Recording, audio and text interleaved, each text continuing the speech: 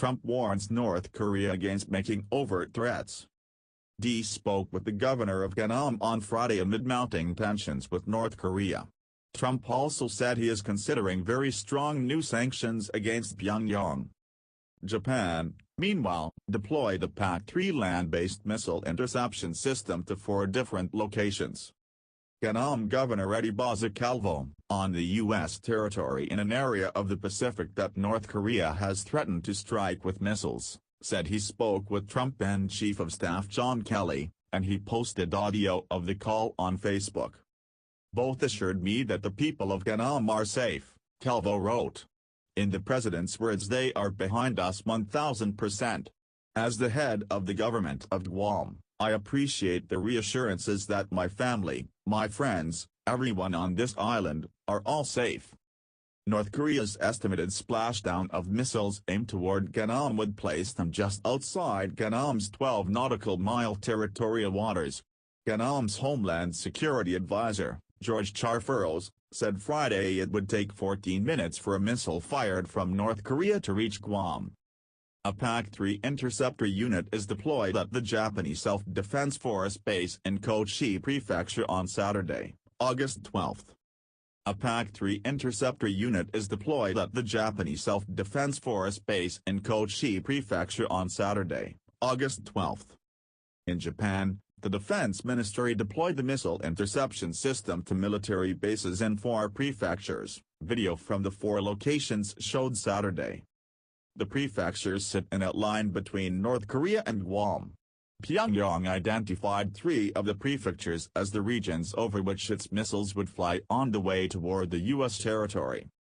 Meanwhile, Trump stood by his bellicose rhetoric on North Korea on Friday, saying leader Kim Jong-un will truly regret it, and he will regret it fast if he issues an overt threat or attacks Guam or a U.S. ally.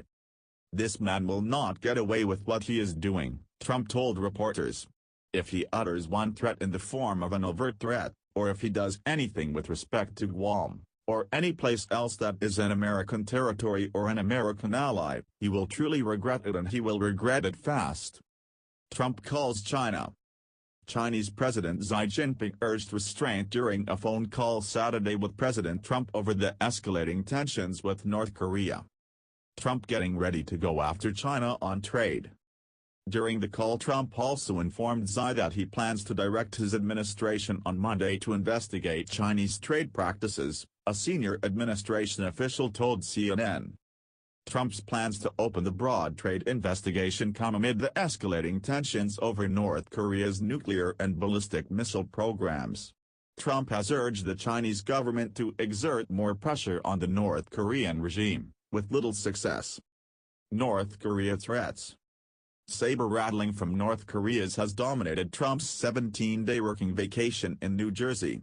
When asked about the ratcheted-up rhetoric in recent weeks between the U.S. and North Korea, Trump said there are good options on the table for dealing with the tensions, but also some bad ones. Hopefully it will all work out, Trump said before the call with Xi. Nobody loves a peaceful solution better than President Trump, that I can tell you. But this has been going on for many years. Would have been a lot easier to solve this years ago, before they were in the position they are in. But we will see what happens. We think that lots of good things could happen, and we also could have a bad solution. Trump called Xi after meeting with U.S. Ambassador to the United Nations Nikki Haley and Secretary of State Rex Tillerson in Bedminster. Earlier in the day, Trump issued a warning to North Korea. I hope they are going to fully understand the gravity of what I said. And what I said is what I mean, Trump said, adding that the significance of his words was pretty obvious and his administration is looking very carefully at possible future actions against North Korea. Beyond the fiery words, U.S. quietly pursues diplomacy with North Korea. Beyond the fiery words, U.S. quietly pursues diplomacy with North Korea. Foreign policy and national security experts have raised questions about Trump's threatening response to North Korea, noting that past administrations have tried to avoid the president commenting on North Korea's threats in order to avoid giving them credibility. Trump, Kim Jong-un will regret threats on US 101. Trump dismissed the criticism Friday, saying the only reason they are critical of his response is because it's me. If somebody else uttered the exact same words that I uttered, they would say, "What a great statement, what a wonderful statement," Trump said, adding that there are tens of millions of people in this country that are so happy with what I am saying. Neighboring powers urge restraint. Trump's rhetoric and North Korea's response of unsettled powers in the Asia-Pacific region, with some scrambling to respond to the escalation of tensions. Neighboring powers urged restraint. Russia called on the Trump administration to keep calm, and Friday, Russian Foreign Minister Sergei Lavrov told state media that his country was working with China on a double-freezing plan to address the threat.